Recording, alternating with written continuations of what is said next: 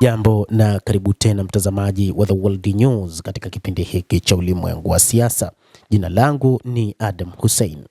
Rais wa Marekani Donald Trump anasema hakuna mazungumzo yanayoendelea na Iran. Tehran bado ni ngumu kurejea tena na hakuna namna anaweza kuzungumza nao. Rais huyo wa Marekani amesema kuwa mazungumzo hayafanyiki tena kati ya Marekani na Iran na Tehran inashikilia msimamo mkali juu ya kuanzishwa tena kwa mazungumzo hayo.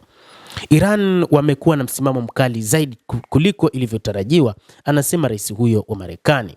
Trump alituma ujumbe kwenye mtandao wake wa kijamii akiandika hakuna mazungumzo yanayoendelea au yaliyopangwa na Jamhuri ya Kiislamu ya Iran.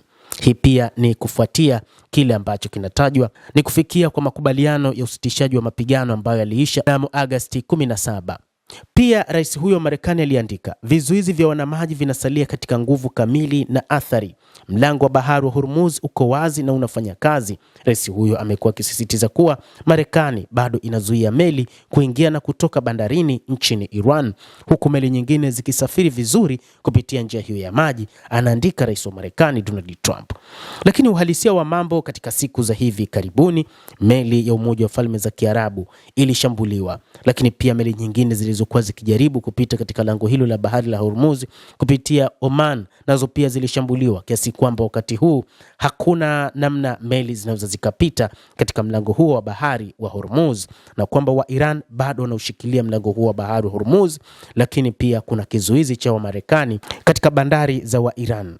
Hapo awali Trump alichapisha mtandaoni picha ya mlango wa bahari wa Hormuz akinukuu New US Territory, akimaanisha eneo jipya la Marekani, kwa maana eneo hilo la mlango wa bahari wa Hormuz ni eneo katika mipaka ya Marekani.